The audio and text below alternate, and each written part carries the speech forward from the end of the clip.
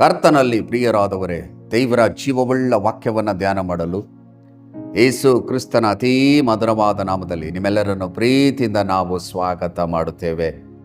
ಇಂದು ಧ್ಯಾನ ಮಾಡುವಂಥ ವಿಷಯ, ಪವಿತ್ರಾತ್ಮನನ್ನು ದುಃಖಪಡಿಸಬೇಡಿರಿ. ಇದು ಬಹಳ ಪ್ರಾಮುಖ್ಯವಾದಂಥ ವಿಷಯವಾಗಿದೆ. ಪವಿತ್ರ ಆತ್ಮ ನಿಮ್ಮಲ್ಲಿ ವಾಸ ಮಾಡುತ್ತಿದ್ದಾರೆ. ಪವಿತ್ರ ಆತ್ಮನನ್ನು ದುಃಖಪಡಿಸಬೇಡ್ರಿ ಎಂಬುದಾಗಿ ದೇವರ ವಾಕ್ಯದಲ್ಲಿ ಬರೆಯಲ್ಪಟ್ಟಿದೆ. ನೋಡ್ರಿ ಪ್ರಿಯರೇ, ಎಫೆಸದವರಿಗೆ ಬರೆದ ಪತ್ರಿಕೆ 4ನೇ ಅಧ್ಯಾಯ 30ನೇ ವಚನದಲ್ಲಿ, ದೇವರ ಪವಿತ್ರಾತ್ಮನನ್ನು ದುಃಖಪಡಿಸಬೇಡಿರಿ, ಆತನಲ್ಲಿಯೇ ವಿಮೋಚನೆಯ ದಿನಕ್ಕಾಗಿ ಮುದ್ರೆ ಹೊಂದಿದ್ದೀರಲ್ಲ ಎಂಬುದಾಗಿ ಬಹಳ ಸ್ಪಷ್ಟವಾಗಿ ಬರೆಯಲ್ಪಟ್ಟಿದೆ. ದೇವರು ತನ್ನ ಆತ್ಮನನ್ನು ನಮಗೆ ಕೊಟ್ಟಿದ್ದಾರೆ. ಯಾಕೆ ಕೊಟ್ಟಿದ್ದಾರೆ? ಈ ಲೋಕದಲ್ಲಿ ನಾವು ಜೀವನ ಮಾಡುವಾಗ ದೇವರ ಚಿತ್ತವನ್ನು, ದೇವರ ಉದ್ದೇಶವನ್ನು, ದೇವರ ಸಂಕಲ್ಪವನ್ನು ನಮ್ಮಲ್ಲಿ ನೆರವೇರಿಸಲು, ದೇವರ ಸ್ವಭಾವಗಳನ್ನು, ದೇವರ ಗುಣಗಳನ್ನು ನಮ್ಮಲ್ಲಿ ಉಂಟು ಮಾಡಲು ಪವಿತ್ರಾತ್ಮನನ್ನು ನಮಗೆ ಕೊಟ್ಟಿದ್ದಾರೆ. ದೇವರ ಪವಿತ್ರಾತ್ಮನನ್ನು ದುಃಖಪಡಿಸಬೇಡ್ರಿ ಎಂಬುದಾಗಿ ಸತ್ಯವೇದದಲ್ಲಿ ಬರೆಯಲ್ಪಟ್ಟಿದೆ. ದೇವರ ಆತ್ಮರು ಯಾವಾಗ ದುಃಖ ಪಡ್ತಾರೆ? ದೇವರ ಚಿತ್ತಕ್ಕೆ ವಿರುದ್ಧವಾದ ಕಾರ್ಯಗಳನ್ನು ಮಾಡುವಾಗ, ದೇವರ ವಾಕ್ಯದಂತೆ ನಡೆಯದೇ ಇರುವಾಗ, ದೇವರ ಚಿತ್ತ, ದೇವರ ಉದ್ದೇಶ, ದೇವರ ಸಂಕಲ್ಪ ನಿಮ್ಮಲ್ಲಿ ನೆರವೇರದೇ ಇರುವಾಗ ಪವಿತ್ರ ಆತ್ಮರು ನಿಮ್ಮಲ್ಲಿ ದುಃಖ ಪಡ್ತಾರೆ.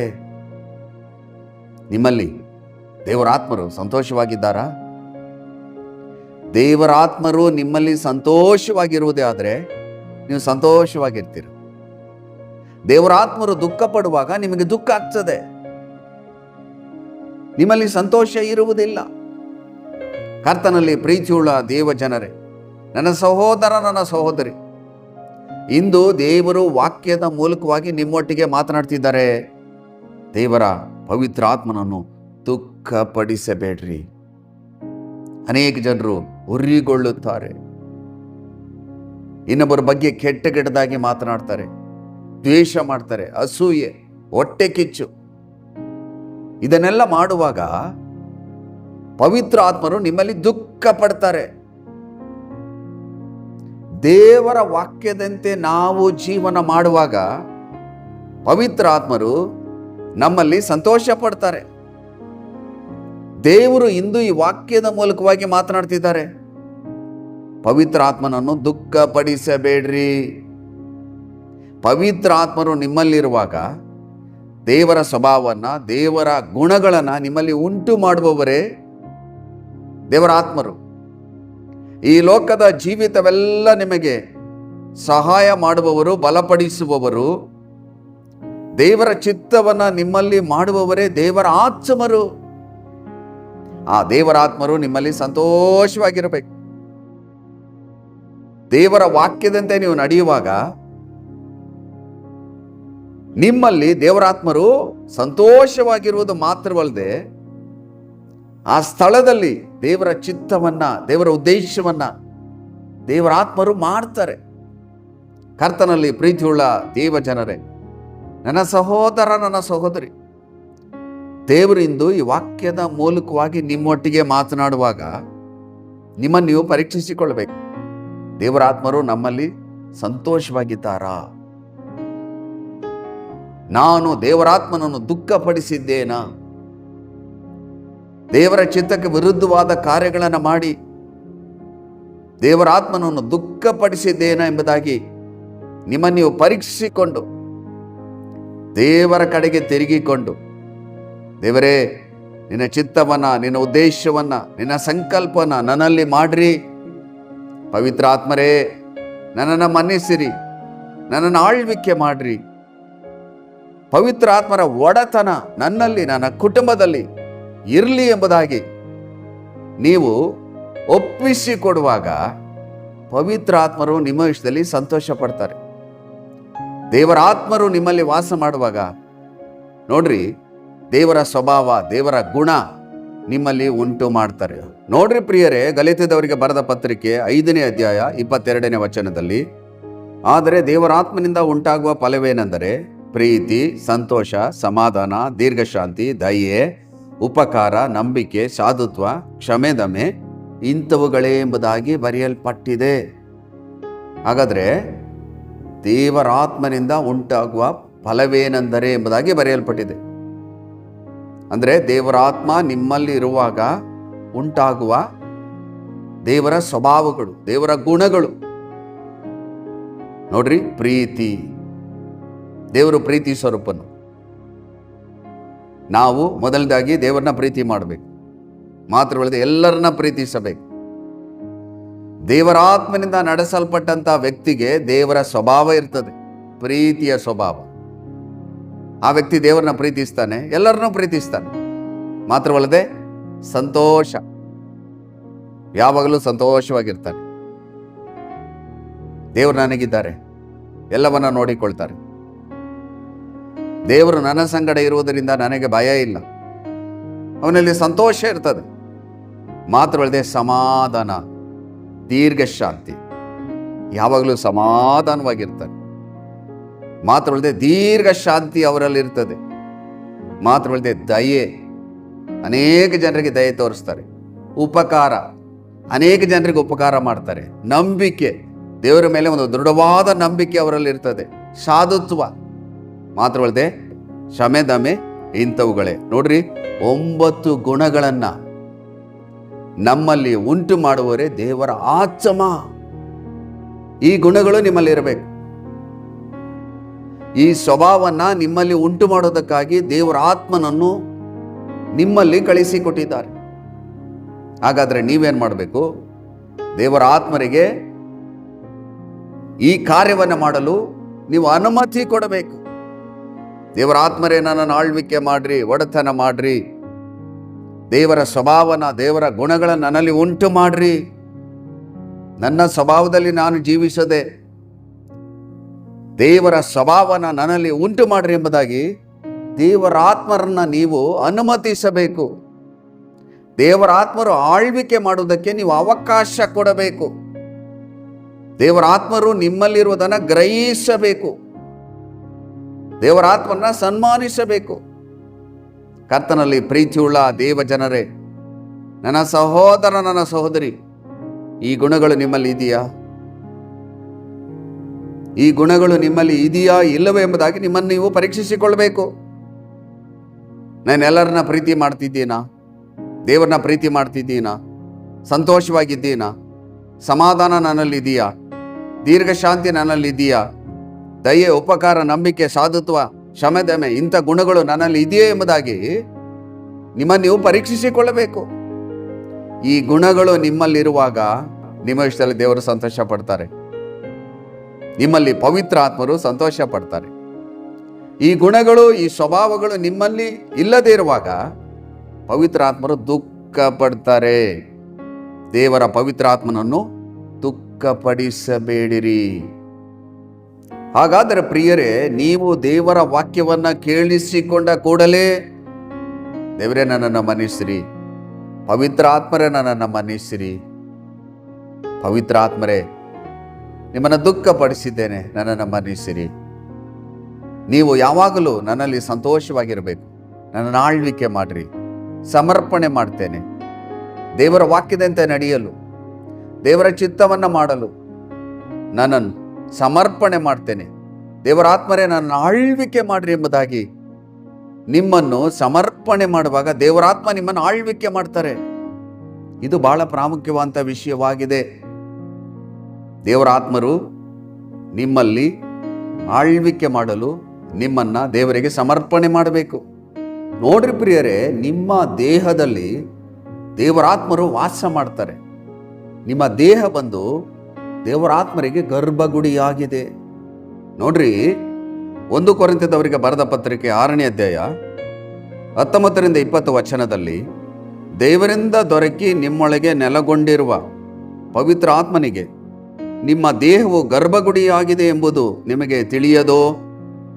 ನೀವು ನಿಮ್ಮ ಸ್ವಂತ ಸೊತ್ತಲ್ಲ, ನೀವು ಕ್ರಯಕ್ಕೆ ಕೊಳ್ಳಲ್ಪಟ್ಟವರು. ಆದ ಕಾರಣ ನಿಮ್ಮ ದೇಹದಲ್ಲಿ ದೇವರ ಪ್ರಭಾವವನ್ನು ಪ್ರಕಾಶಪಡಿಸಿರಿ ಎಂಬುದಾಗಿ ಬರೆಯಲ್ಪಟ್ಟಿದೆ. ದೇವರಿಂದ ದೊರಕಿ ನಿಮ್ಮೊಳಗೆ ನೆಲೆಗೊಂಡಿರುವ ಪವಿತ್ರ ಆತ್ಮನಿಗೆ ನಿಮ್ಮ ದೇಹವು ಗರ್ಭಗುಡಿಯಾಗಿದೆ ಎಂಬುದು ನಿಮಗೆ ತಿಳಿಯದೋ? ನೋಡ್ರಿ, ನಿಮ್ಮ ದೇಹ ದೇವರ ಆತ್ಮರಿಗೆ ಗರ್ಭಗುಡಿಯಾಗಿದೆ. ನೀವು ನಿಮ್ಮ ಸ್ವಂತ ಸೊತ್ತಲ್ಲ, ನೀವು ಕ್ರಯಕ್ಕೆ ಕೊಳ್ಳಲ್ಪಟ್ಟವರು. ಆದ ಕಾರಣ ನಿಮ್ಮ ದೇಹದಲ್ಲಿ ದೇವರ ಪ್ರಭಾವವನ್ನು ಪ್ರಕಾಶಪಡಿಸಿರಿ. ದೇವರು ತನ್ನ ಪ್ರಾಣವನ್ನು ಕೊಟ್ಟು ರಕ್ತವನ್ನು ಸುರಿಸಿ ನಮ್ಮನ್ನು ಪಾಪ ಶಾಪದಿಂದ ಬಿಡುಗಡೆ ಕೊಟ್ಟು ತನ್ನ ಸ್ವಂತ ಮಕ್ಕಳಾಗಿ ನಮ್ಮನ್ನು ಆರಿಸಿಕೊಂಡಿದ್ದಾರೆ, ನಮ್ಮನ್ನು ರಕ್ಷಿಸಿದ್ದಾರೆ, ಪಾಪದಿಂದ ಬಿಡಿಸಿದ್ದಾರೆ, ನರಕದಿಂದ ಪಾರು ಮಾಡಿದ್ದಾರೆ, ಪರಲೋಕದ ಪ್ರಜೆಯಾಗಿದ್ದೇವೆ. ನಿಮ್ಮಲ್ಲಿ, ನಿಮ್ಮ ದೇಹದಲ್ಲಿ ದೇವರ ಪ್ರಭಾವವನ್ನು ಪ್ರಕಾಶಪಡಿಸಬೇಕು. ಇದು ದೇವರ ಚಿತ್ತವಾಗಿದೆ. ನಿಮ್ಮಲ್ಲಿ ದೇವರ ಶಕ್ತಿ, ದೇವರ ಮಹಿಮೆ ಪ್ರಕಟವಾಗಬೇಕು. ದೇವರ ಸ್ವಭಾವಗಳು, ದೇವರ ಗುಣಗಳು ನಿಮ್ಮಲ್ಲಿ ಪ್ರಕಟ ಆಗಬೇಕು. ದೇವರ ಸ್ವಭಾವ, ದೇವರ ಗುಣಗಳು ನಿಮ್ಮಲ್ಲಿ ಪ್ರಕಟವಾಗಬೇಕಾದ್ರೆ ದೇವರ ಆತ್ಮರು ನಿಮ್ಮಲ್ಲಿ ಸಂತೋಷವಾಗಿ ವಾಸ ಮಾಡಬೇಕು, ನಿಮ್ಮನ್ನು ಆಳ್ವಿಕೆ ಮಾಡಬೇಕು, ಒಡೆತನ ಮಾಡಬೇಕು. ನಿಮ್ಮನ್ನು ದೇವರ ಆತ್ಮರು ಆಳ್ವಿಕೆ ಮಾಡಲು, ಒಡೆತನ ಮಾಡಲು ನಿಮ್ಮನ್ನು ದೇವರಿಗೆ ಸಮರ್ಪಣೆ ಮಾಡಬೇಕು. ದೇವರ ಆತ್ಮರೇ, ನನ್ನನ್ನು ಆಳ್ವಿಕೆ ಮಾಡಿರಿ, ಒಡೆತನ ಮಾಡಿರಿ, ನನ್ನ ರೂಪಿಸಿರಿ, ದೇವರ ಸ್ವಭಾವನ, ದೇವರ ಗುಣವನ್ನು ನನ್ನಲ್ಲಿ ಉಂಟು ಮಾಡಿರಿ, ಸಮರ್ಪಣೆ ಮಾಡ್ತೇನೆ ಎಂಬುದಾಗಿ ನಿಮ್ಮನ್ನು ದೇವರ ಆತ್ಮರಿಗೆ ಸಮರ್ಪಣೆ ಮಾಡಬೇಕು. ಸಮರ್ಪಣೆ ಮಾಡುವಾಗ ದೇವರ ಆತ್ಮರು ನಿಮ್ಮನ್ನು ಆಳ್ವಿಕೆ ಮಾಡ್ತಾರೆ, ಒಡೆತನ ಮಾಡ್ತಾರೆ, ರೂಪಿಸ್ತಾರೆ. ದೇವರ ಸ್ವಭಾವನ, ದೇವರ ಗುಣಗಳ ನಿಮ್ಮಲ್ಲಿ ಉಂಟು ಮಾಡ್ತಾರೆ. ಕರ್ತನಲ್ಲಿ ಪ್ರಿಯರಾದವರೇ, ಪ್ರೀತಿಯುಳ್ಳ ದೇವಜನರೇ, ನನ್ನ ಸಹೋದರ, ನನ್ನ ಸಹೋದರಿ, ಈ ವಾಕ್ಯವನ್ನು ಕೇಳಿಸಿಕೊಂಡ ಕೂಡಲೇ ನಿಮ್ಮನ್ನು ದೇವರ ಆತ್ಮರಿಗೆ ಸಮರ್ಪಣೆ ಮಾಡ್ರಿ, ಸಮರ್ಪಣೆ ಮಾಡ್ರಿ. ದೇವರ ಆತ್ಮರೇ, ನನ್ನ ಆಳ್ವಿಕೆ ಮಾಡ್ರಿ, ಒಡೆತನ ಮಾಡ್ರಿ. ದೇವರ ಚಿತ್ತ, ದೇವರ ಉದ್ದೇಶ, ದೇವರ ಸಂಕಲ್ಪ ನನ್ನಲ್ಲಿ ನೆರವೇರಬೇಕು. ನನ್ನ ದೇಹದ ಮೂಲಕವಾಗಿ ದೇವರ ಪ್ರಭಾವವನ್ನು ಪ್ರಕಾಶಪಡಿಸಿರಿ, ದೇವರ ಚಿತ್ತವನ್ನು ಮಾಡಿ ಮುಗಿಸಿರಿ, ನನ್ನ ರೂಪಿಸಿರಿ ಎಂಬುದಾಗಿ ನಿಮ್ಮನ್ನು ಸಮರ್ಪಣೆ ಮಾಡುವಾಗ ದೇವರಾತ್ಮರು ಆಳ್ವಿಕೆ ಮಾಡ್ತಾರೆ, ದೇವರಾತ್ಮರು ರೂಪಿಸ್ತಾರೆ. ನೀವು ದೇವರ ಚಿತ್ತಂತೆ ಮಾರ್ಪಡುವಾಗ ದೇವರು ಸಂತೋಷ ಪಡ್ತಾರೆ, ಪವಿತ್ರ ಆತ್ಮರು ಕೂಡ ನಿಮ್ಮಲ್ಲಿ ಸಂತೋಷ ಪಡುತ್ತಾರೆ. ನೋಡ್ರಿ ಪ್ರಿಯರೇ, ರೋಮಾಪುರದವರಿಗೆ ಬರೆದ ಪತ್ರಿಕೆ 8ನೇ ಅಧ್ಯಾಯ 5-6 ವಚನದಲ್ಲಿ, ಶರೀರ ಭಾವವನ್ನು ಅನುಸರಿಸುವವರು ಅದಕ್ಕೆ ಸಂಬಂಧಪಟ್ಟವುಗಳ ಮೇಲೆ ಮನಸ್ಸಿಡುತ್ತಾರೆ. ಪವಿತ್ರ ಆತ್ಮನನ್ನು ಅನುಸರಿಸುವವರು ಪವಿತ್ರ ಆತ್ಮನಿಗೆ ಸಂಬಂಧಪಟ್ಟವುಗಳ ಮೇಲೆ ಮನಸ್ಸಿಡುತ್ತಾರೆ. ಶರೀರ ಭಾವದವುಗಳ ಮೇಲೆ ಮನಸ್ಸಿಡುವುದು ಮರಣ, ಪವಿತ್ರ ಆತ್ಮನವುಗಳ ಮೇಲೆ ಮನಸ್ಸಿಡುವುದು ಜೀವವು ಮನಃಶಾಂತಿಯು ಆಗಿದೆ ಎಂಬುದಾಗಿ ಬರೆಯಲ್ಪಟ್ಟಿದೆ. ಈಗ ನೀವು ಯಾವುದರ ಮೇಲೆ ಮನಸ್ಸಿಡ್ತೀರಾ? ಶರೀರ ಭಾವವನ್ನು ಅನುಸರಿಸುವವರು ಅದಕ್ಕೆ ಸಂಬಂಧಪಟ್ಟವುಗಳ ಮೇಲೆ ಮನಸ್ಸಿಡುತ್ತಾರೆ. ಅನೇಕ ಜನರು ಶರೀರ ಹೇಳಿದ್ದನ್ನು ಮಾಡ್ತಾರೆ. ಲೋಕದ ಆಸೆ, ಲೋಕದ ವ್ಯಾಮೋಹ, ಲೋಕದ ಕಾರ್ಯಗಳಲ್ಲಿ ತಮ್ಮನ್ನು ತೊಡಗಿಸಿಕೊಳ್ತಾರೆ. ಶರೀರ ಬಯಸುವುದನ್ನು ಮಾಡ್ತಾರೆ. ಇಲ್ಲಿ ವಾಕ್ಯ ಹೇಳ್ತದೆ, ಪವಿತ್ರಾತ್ಮನನ್ನು ಅನುಸರಿಸುವವರು ಪವಿತ್ರಾತ್ಮನಿಗೆ ಸಂಬಂಧಪಟ್ಟವುಗಳ ಮೇಲೆ ಮನಸ್ಸಿಡುತ್ತಾರೆ. ಹಾಗಾದರೆ ಆಯ್ಕೆ ಮಾಡುವುದು ನಿಮ್ಮ ಕೈಯಲ್ಲಿದೆ. ನೀವು ಆದುಕೊಳ್ಳಬೇಕು. ನಾನು ಪವಿತ್ರಾತ್ಮನಿಂದ ನಡೆಸಲ್ಪಡಬೇಕು, ಪವಿತ್ರಾತ್ಮನನ್ನು ಆಳ್ವಿಕೆ ಮಾಡಬೇಕೆಂಬುದಾಗಿ ನೀವು ಮನಸ್ಸು ಮಾಡಿ ಸಮರ್ಪಣೆ ಮಾಡಬೇಕು. ಶರೀರ ಭಾವದವುಗಳ ಮೇಲೆ ಮನಸ್ಸಿಡುವುದು ಮರಣ, ಪವಿತ್ರಾತ್ಮನವುಗಳ ಮೇಲೆ ಮನಸ್ಸಿಡುವುದು ಜೀವ ಮನಃಶಾಂತಿಯೂ ಆಗಿದೆ. ನೋಡ್ರಿ, ಶರೀರ ಹೇಳಿದೆಲ್ಲ ಮಾಡಿದ್ರೆ ಮರಣ ಅಂತ. ಪವಿತ್ರಾತ್ಮ ಹೇಳುವುದನ್ನು ಮಾಡುವಾಗ ಜೀವ ಮನಃಶಾಂತಿಯೂ ಆಗಿದೆ. ಹಾಗಾದರೆ ನೀವು ದೇವರ ಆತ್ಮನು ಹೇಳುವುದನ್ನು ನೀವು ಗ್ರಹಿಸಿ, ದೇವರಾತ್ಮರ ಸ್ವರಕ್ಕೆ ಕಿವಿಗೊಟ್ಟು, ದೇವರಾತ್ಮರು ಪ್ರತಿದಿನ ನಿಮ್ಮಲ್ಲಿ ಏನನ್ನ ಹೇಳ್ತಾ ಇದ್ದಾರೆ ಎಂಬುದಾಗಿ ತಿಳಿದುಕೊಂಡು ದೇವರ ಆತ್ಮನು ಹೇಳುವುದನ್ನು ನೀವು ಮಾಡುವಾಗ ಜೀವವು ಮನಃಶಾಂತಿಯೂ ಆಗಿದೆ. ಹಲ್ಲೆಲೂಯಾ. ಹಾಗಾದರೆ ಪ್ರಿಯರೇ, ನೀವು ಪ್ರತಿದಿನ ದೇವರಾತ್ಮರ ಸ್ವರಕ್ಕೆ ಕಿವಿಗೊಟ್ಟು ದೇವರಾತ್ಮರು ಹೇಳುವುದನ್ನು ನೀವು ಮಾಡಬೇಕೆಂಬುದಾಗಿ ದೇವರು ಈ ವಾಕ್ಯದ ಮೂಲಕ ನಿಮ್ಮೊಟ್ಟಿಗೆ ಮಾತನಾಡ್ತಿದ್ದಾರೆ. ಪ್ರತಿದಿನ ದೇವರಾತ್ಮರ ಸ್ವರಕ್ಕೆ ನೀವು ಕಿವಿಗೊಡಬೇಕು. ದೇವರ ಆತ್ಮರು ಏನು ಹೇಳ್ತಾರೋ ಅದನ್ನು ಮಾಡಬೇಕು. ಅವರೇ ದೇವರ ಮಕ್ಕಳು. ನೋಡ್ರಿ, ರೋಮಾಪುರದವರಿಗೆ ಬರೆದ ಪತ್ರಿಕೆ 8ನೇ ಅಧ್ಯಾಯ 9ನೇ ವಚನದಲ್ಲಿ, ನಿಮ್ಮಲ್ಲಿ ದೇವರ ಆತ್ಮನು ವಾಸವಾಗಿರುವುದಾದರೆ ಶರೀರ ಭಾವಾಧೀನರಲ್ಲ, ದೇವರ ಆತ್ಮನಿಗೆ ಅಧೀನರಾಗಿದ್ದೀರಿ. ನಿಮ್ಮಲ್ಲಿ ದೇವರ ಆತ್ಮ ವಾಸವಾಗಿರುವುದಾದರೆ ನೀವು ಶರೀರ ಭಾವಾಧೀನರಲ್ಲ. ದೇವರ ಆತ್ಮ ವಾಸವಾಗಿರುವುದಾದರೆ ಶರೀರ ಹೇಳುವುದನ್ನು ನೀವು ಮಾಡುವುದಿಲ್ಲ. ದೇವರ ಆತ್ಮ ನಿಮಗೆ ಹೇಳುವುದನ್ನು ನೀವು ಮಾಡ್ತೀರ. ದೇವರ ಆತ್ಮನಿಗೆ ನೀವು ಅಧೀನವಾಗಿರ್ತೀರ. ಹಾಗಾದರೆ ದೇವರ ಆತ್ಮ ನಿಮ್ಮಲ್ಲಿ ವಾಸ ಮಾಡಲು, ದೇವರ ಆತ್ಮ ನಿಮ್ಮನ್ನು ಆಳ್ವಿಕೆ ಮಾಡಲು, ಒಡೆತನ ಮಾಡಲು, ರೂಪಿಸಲು ಸಮರ್ಪಣೆ ಮಾಡ್ರಿ.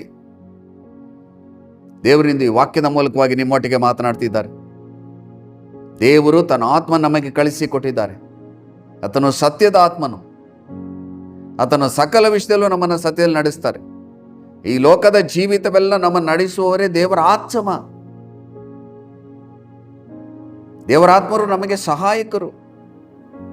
ಪ್ರತಿದಿನ ದೇವರ ಚಿತ್ತ, ಉದ್ದೇಶ, ಸಂಕಲ್ಪವನ್ನು ನಮ್ಮಲ್ಲಿ ನೆರವೇರಿಸುವವರೇ ದೇವರ ಆತ್ಮ. ಅದಕ್ಕಾಗಿ ವಾಕ್ಯದಲ್ಲಿ ಬರೆಯಲ್ಪಟ್ಟಿದೆ, ಯಾರ್ಯಾರು ದೇವರ ಆತ್ಮನಿಂದ ನಡೆಸಿಕೊಳ್ತಾರೋ ಅವರು ದೇವರ ಮಕ್ಕಳು. ಪ್ರತಿದಿನ ನಾವು ದೇವರ ಆತ್ಮನಿಂದ ನಡೆಸಲ್ಪಡಬೇಕು. ಹಾಗಾದರೆ ಪ್ರತಿದಿನ ದೇವರ ಆತ್ಮರ ಸ್ವರಕ್ಕೆ ಕಿವಿಗೊಡಬೇಕು. ದೇವರ ಆತ್ಮರು ಹೇಳುವುದನ್ನು ಮಾಡಬೇಕು. ಪವಿತ್ರ ಆತ್ಮನನ್ನು ದುಃಖಪಡಿಸಬಾರದು. ಕರ್ತನಲ್ಲಿ ಪ್ರೀತಿಯುಳ್ಳ ದೇವಜನರೇ, ನನ್ನ ಸಹೋದರ, ನನ್ನ ಸಹೋದರಿ, ಸಮರ್ಪಣೆ ಮಾಡ್ರಿ. ದೇವರಾತ್ಮರೇ ನನ್ನ ಆಳ್ವಿಕೆ ಮಾಡ್ರಿ, ಒಡೆತನ ಮಾಡ್ರಿ. ದೇವರ ಸ್ವಭಾವವನ್ನು, ದೇವರ ಗುಣಗಳನ್ನು ನನ್ನಲ್ಲಿ ಉಂಟು ಮಾಡ್ರಿ. 9 ಗುಣಗಳು ನನ್ನಲ್ಲಿ ಉಂಟಾಗಬೇಕು.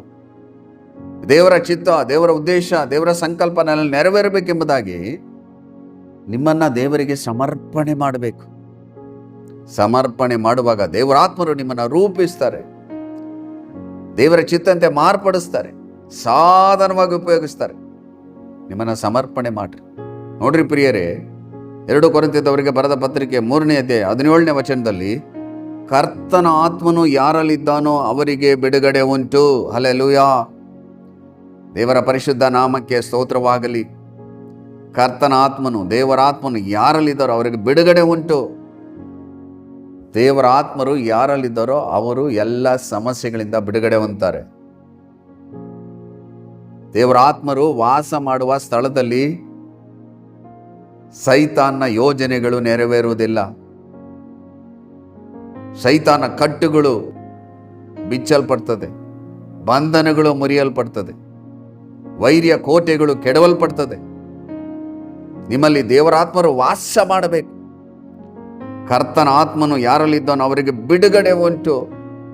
ಕಷ್ಟದಿಂದ, ಸಾಲದಿಂದ, ಸಮಸ್ಯೆಯಿಂದ, ಹೋರಾಟದಿಂದ ಬಿಡುಗಡೆ. ಇಂದು ನಿಮಗೆ ಬಿಡುಗಡೆಯನ್ನು ಕೊಡಲು, ದೇವರ ಚಿತ್ತವನ್ನು, ದೇವರ ಉದ್ದೇಶವನ್ನು, ದೇವರ ಸಂಕಲ್ಪನ ನಿಮ್ಮಲ್ಲಿ ಮಾಡಲು,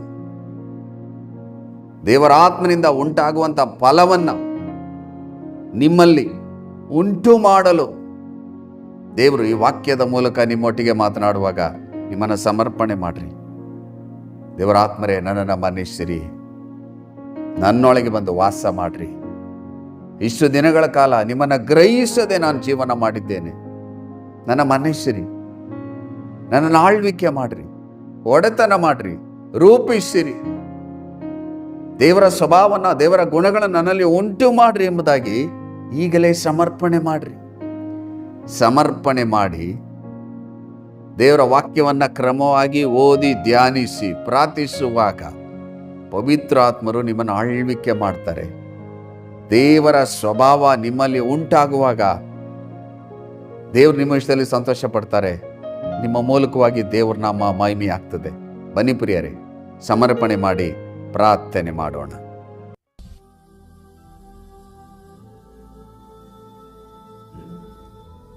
ನಮ್ಮನ್ನು ಅತಿಶಯವಾಗಿ ಪ್ರೀತಿ ಮಾಡುವಂಥ ನಮ್ಮ ಪರಲೋಕದ ತಂದೆಯಾದ ದೇವರೇ, ನಿನ್ನ ಜೀವಳ್ಳ ವಾಕ್ಯವನ್ನು ನಾವು ಧ್ಯಾನ ಮಾಡಿದ್ದೇವೆ. ಪವಿತ್ರ ಆತ್ಮರನ್ನು ದುಃಖಪಡಿಸಬೇಡ್ರಿ ದೇವರೇ. ಎಷ್ಟು ಜನರು ನನ್ನೊಟ್ಟಿಗೆ ಸೇರಿ ಪ್ರಾರ್ಥನೆ ಮಾಡ್ತಿದ್ದಾರೋ, ದೇವರ ಆತ್ಮರೇ, ನಾನು ನಿಮ್ಮನ್ನು ದುಃಖಪಡಿಸಿದ್ದೇನೆ. ನಿಮ್ಮ ಚಿತ್ತಕ್ಕೆ ವಿರುದ್ಧವಾದ ಕಾರ್ಯಗಳನ್ನು ಮಾಡಿದ್ದೇನೆ, ನನ್ನನ್ನು ಮನ್ನಿಸಿರಿ. ಈ ಸಮಯದಲ್ಲಿ ನನ್ನನ್ನು ಸಮರ್ಪಣೆ ಮಾಡ್ತಾ ಇದ್ದೇನೆ. ಪವಿತ್ರ ಆತ್ಮರನ್ನು ಆಳ್ವಿಕೆ ಮಾಡಿರಿ, ಒಡೆತನ ಮಾಡಿರಿ. ತಂದೆಯ ಚಿತ್ತವನ್ನು, ಉದ್ದೇಶವನ್ನು, ಸಂಕಲ್ಪ ನನ್ನಲ್ಲಿ ಮಾಡಿರಿ, ನನ್ನ ರೂಪಿಸಿರಿ. ದೇವರ ಸ್ವಭಾವಗಳನ್ನು, ದೇವರ ಗುಣಗಳನ್ನು ಉಂಟು ಮಾಡಿರಿ ಎಂಬುದಾಗಿ ಎಷ್ಟು ಜನರು ಸಮರ್ಪಣೆ ಮಾಡಿ ನನ್ನೊಟ್ಟಿಗೆ ಪ್ರಾರ್ಥನೆ ಮಾಡ್ತಿದ್ದಾರೋ ಆ ಸ್ಥಳದಲ್ಲಿ ದೇವರ ಆತ್ಮರೇ ನೀವು ಚಲಿಸಿರಿ, ಆಳ್ವಿಕೆ ಮಾಡಿರಿ, ಒಡೆತನ ಮಾಡಿರಿ. ಅವರನ್ನು, ಅವರ ಕುಟುಂಬವನ್ನು ಆಳ್ವಿಕೆ ಮಾಡಿರಿ. ಎಲ್ಲಿ ದೇವರ ಆತ್ಮರು ಉಂಟು ಅಲ್ಲಿ ಬಿಡುಗಡೆ ಉಂಟು. ಭೂಮಿಯು ಕ್ರಮೇಲದ ಬರದಾಗಿತ್ತು. ದೇವರ ಆತ್ಮರೇ ನೀವು ಚಲಿಸುವಾಗ ಬೆಳಕಾಗಲಿ ಅಂತ ದೇವರು ಹೇಳಲು ಬೆಳಕಾಯಿತು. ಅದೇ ರೀತಿಯಲ್ಲಿ ಅವರ ಮನೆಗಳಲ್ಲಿ ಚಲಿಸಿರಿ. ಯೇಸಪ್ಪ, ನಿನ್ನ ಶಕ್ತಿ ಪ್ರಕಟವಾಗಲಿ. ಅವರ ಕುಟುಂಬದಲ್ಲಿ ನಿನ್ನ ಚಿತ್ತಕ್ಕೆ ವಿರುದ್ಧವಾದ ಕಾರ್ಯಗಳೆಲ್ಲ ತೆಗೆಯಲ್ಪಡಲಿ. ಪವಿತ್ರ ಆತ್ಮರ ಆಳ್ವಿಕೆ, ಒಡೆತನ ಅವರ ಕುಟುಂಬದಲ್ಲಿ ಉಂಟಾಗಲಿ. ನಿನ್ನ ಸ್ವಭಾವಗಳು, ನಿನ್ನ ಗುಣಗಳು ಅವರ ಕುಟುಂಬದಲ್ಲಿ ಉಂಟಾಗಲಿ. ಈ ಜೀವಳ ವಾಕ್ಯ ಅವ್ರ ಜೀವಿತದಲ್ಲಿ 100ರಷ್ಟು ಕಾರ್ಯ ಮಾಡು. ಅದನ್ನು ಈಗಲೇ ಮಾಡಿದ್ದಕ್ಕಾಗಿ ಸ್ತೋತ್ರ, ಸ್ತೋತ್ರ, ಸ್ತೋತ್ರ. ಯೇಸುವಿನ ಮೂಲಕ ಬೇಡಿ ಹೊಂದಿದ್ದೇವೆ ನಮ್ಮ ಜೀವಳ ತಂದೆಯೇ. ಆಮೇನ್, ಆಮೇನ್. ಕರ್ತನಲ್ಲಿ ಪ್ರಿಯರಾದವರೇ, ದೇವರ ಜೀವಳ ವಾಕ್ಯವನ್ನು ಕೇಳಿಸಿಕೊಂಡಿದ್ದೀರಿ. ಮರಿಬೇಡ್ರಿ, ಪವಿತ್ರಾತ್ಮನನ್ನು ದುಃಖಪಡಿಸಬೇಡ್ರಿ. ಪವಿತ್ರಾತ್ಮನ ನಿಮ್ಮಲ್ಲಿ ಸಂತೋಷವಾಗಿರಬೇಕು. ನಿಮ್ಮನ್ನು ಸಮರ್ಪಣೆ ಮಾಡಿರಿ. ನೀವು ಸಮರ್ಪಣೆ ಮಾಡಿದ್ದೀರಿ ಎಂಬುದಾಗಿ ನಾನು ಕರ್ತನಲ್ಲಿ ನಂಬಿದ್ದೇನೆ. ನೀವು ಸಮರ್ಪಣೆ ಮಾಡುವಾಗ ದೇವರ ಸ್ವಭಾವ, ದೇವರ ಗುಣಗಳನ್ನು ಪವಿತ್ರಾತ್ಮ ನಿಮ್ಮಲ್ಲಿ ಉಂಟು ಮಾಡ್ತಾರೆ. ನೀವು ಪ್ರಾರ್ಥನೆ ಮಾಡುವಾಗ ದೇವರ ಚಿತ್ತ ನಿಮ್ಮಲ್ಲಿ ನೆರವೇರ್ತದೆ. ದೇವರ ವಾಕ್ಯದಂತೆ ನಡೆಯುವಾಗ ಪವಿತ್ರ ಆತ್ಮ ನಿಮ್ಮಲ್ಲಿ ಸಂತೋಷ ಪಡ್ತಾರೆ. ದೇವರು ವಾಕ್ಯದ ಮೂಲಕ ನಿಮ್ಮೊಟ್ಟಿಗೆ ಮಾತನಾಡಿರುವಾಗ ನಿಮ್ಮನ್ನು ಸಮರ್ಪಣೆ ಮಾಡಿ ದೇವರ ಆಶೀರ್ವಾದವನ್ನು ಹೊಂದಿಕೊಳ್ಳ್ರಿ. ಇನ್ನೊಂದು, ಅಮೂಲ್ಯವಾದ ವಾಕ್ಯದೊಟ್ಟಿಗೆ ನಿಮ್ಮನ್ನು ಸಂಧಿಸುವವರೆಗೂ ದೇವರ ಕೃಪೆ, ದೇವರ ಶಾಂತಿ, ದೇವರ ಸಮಾಧಾನ, ಪರಿಶುದ್ಧಾತ್ಮರ ಆಳ್ವಿಕೆ, ಪರಿಶುದ್ಧಾತ್ಮರ ಒಡೆತನ ನಿಮ್ಮೊಂದಿಗಿರಲಿ. ದೇವರು ತನ್ನ ಚಿತ್ತಂತೆ ನಿಮ್ಮನ್ನು ಹೇರಳವಾಗಿ ಆಶೀರ್ವದಿಸಲಿ. God bless you.